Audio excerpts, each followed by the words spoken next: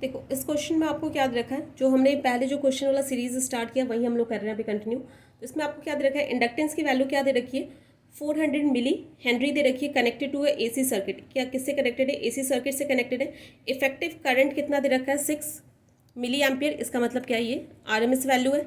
उसके बाद find the voltage across the coil. आपको क्या करना है, वोल्टेज जो आपका इंडक्टर है, जो आपका कॉइल है, उसके अक्रॉस वोल्टेज फाइंड आउट करना है, राइट। तो सबसे पहले अगर आपको इंडक्टर का क्रॉस वोल्टेज फाइंड करना है तो एक होता है आपका L D I by D T, right, ये तो आपको पता है। और एक क्या होता है आपका V equals to I into XL होता है, राइट। तो यहाँ से आप निकाल सकते हो ये फॉर्मूला यूज़ करके। यहाँ पे आपकी फ्रीक्वेंसी दे रखी है 1000, ये मिट गया।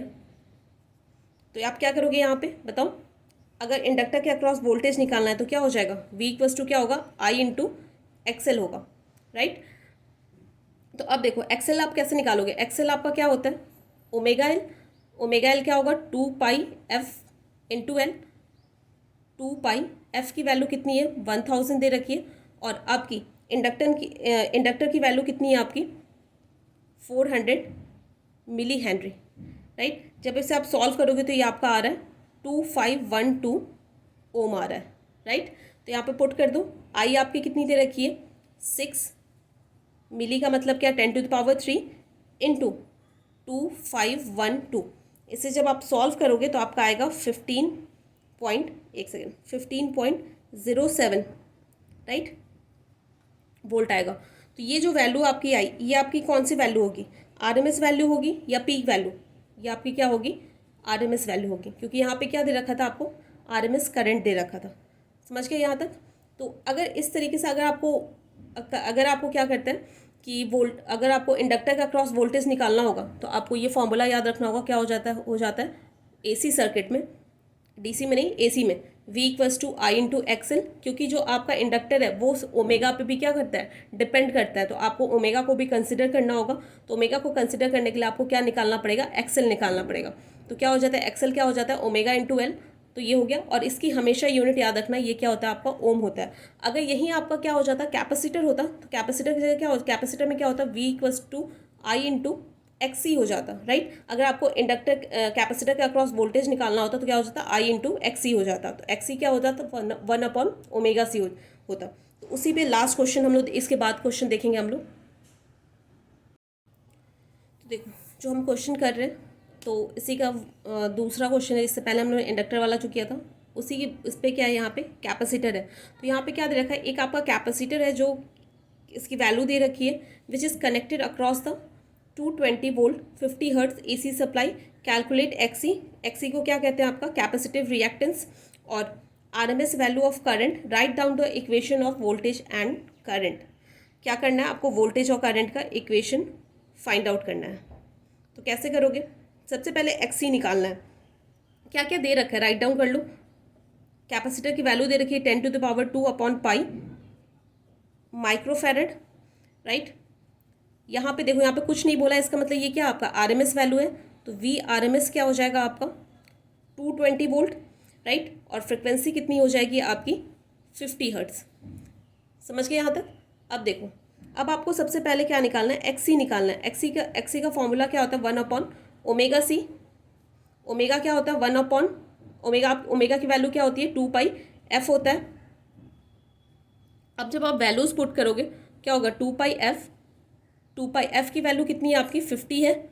और कैपेसिटर की वैल्यू कितनी है 10⁻² इंटू 10⁻⁻6।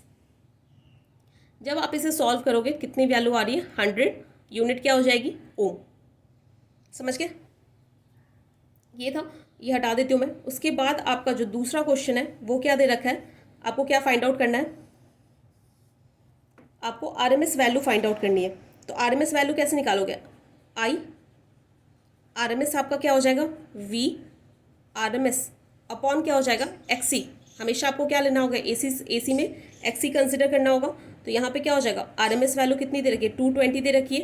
और एक्सी की वैल्यू आपने कितनी निकाली थी, 100 निकाली थी। तो कितना हो जाएगा, 2.2 एम्पियर होगी वैल्यू। यहाँ तक समझ में आ गई वैल्यू।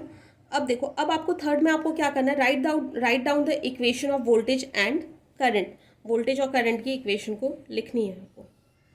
तो क्या सबसे पहले वोल्टेज का लिखो, तो क्या हो जाएगा वी एम मतलब क्या होता है, V M sine omega T plus minus five.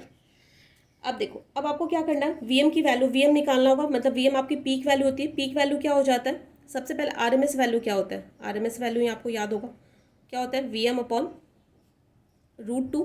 तो यहाँ से आपका वी एम क्या हो जाएगा, V R M S into √2 होगा। तो वी आर एम एस आपको कितनी दे रखी है, 220 वोल्ट इंटू √2। इसे सॉल्व करोगे तो आपका आएगा 311 वोल्ट, राइट। इक्वेशन लिख दो, क्या हो जाएगा आपका, वी की इक्वेशन क्या हो जाएगी, पीक वैल्यू कितनी आ गई 311 साइन ओमेगा आपको कितना दे रखा है, ओमेगा आपने क्या निकाला, ओमेगा जब निकालोगे तो क्या आ जाएगा 2πf, 2π कितनी है इतना, इंटू एफ की वैल्यू कितनी है 50। तो इसे जब आप सॉल्व करोगे तो ये आ रहा है 314, क्या हो गया 314t, समझ गए। अब आपको करंट लिखना है, तो करंट के लिए भी आपको क्या करना पड़ेगा, बस यहाँ पे वी की जगह पे क्या हो जाएगा, यहाँ पे आई हो जाएगा। तो आई करंट के लिए भी आपको सबसे पहले उसकी पीक वैल्यू निकालनी होगी। तो पीक क्या हो जाएगा, I R M S into √2। I R M S आपने कितनी निकाली थी, इससे पहले आपने निकाला था, कितना था आपका 2.2 इंटू √2। ये वैल्यू आपकी कितनी आ जाएगी 3.1 एम्पियर आ गई, राइट। यहाँ तक आ गया। उसके बाद देखो ये ऊपर वाली चीज़ मैं हटा देती हूँ।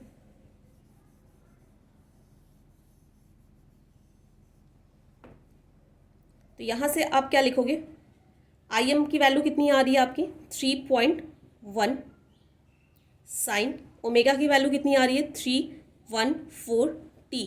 अब देखो आपको पता है कैपेसिटर के केस में क्या होता है, कैपेसिटर के केस में करंट वोल्टेज से 90 डिग्री क्या करता है, लीड करता है, राइट। 90 डिग्री, इससे पहले मैंने आपको बताया जब आर एल और सी सर्किट पढ़ाया था अलग अलग से, तो मैंने इन सबको बताया था कि आर के सर्किट में, आर में क्या होता है, दोनों सेम फेज में होते हैं। अगर इंडक्टर होगा तो करंट क्या करेगा, लैग करेगा 90 डिग्री। अगर आपका कैपेसिटर होगा तो करंट क्या करेगा, लीड करेगा 90 डिग्री। तो क्या हो जाएगा यहाँ पे प्लस π/2 90 डिग्री, समझ गए। तो ये आपकी इक्वेशन होगी। अगर आपका इंडक्टर होता तो उस केस में यहाँ पे क्या हो जाता, -90 हो जाता। अगर आपका रेजिस्टेंस होता तो आपकी ये पाई की वैल्यू क्या हो जाती, 0 हो जाती, क्योंकि दोनों क्या होते हैं, सेम फेज में होते हैं। तो अगर आपका ऐसा कोई बेसिक क्वेश्चन आता है तो आपको इस तरीके से करना होगा।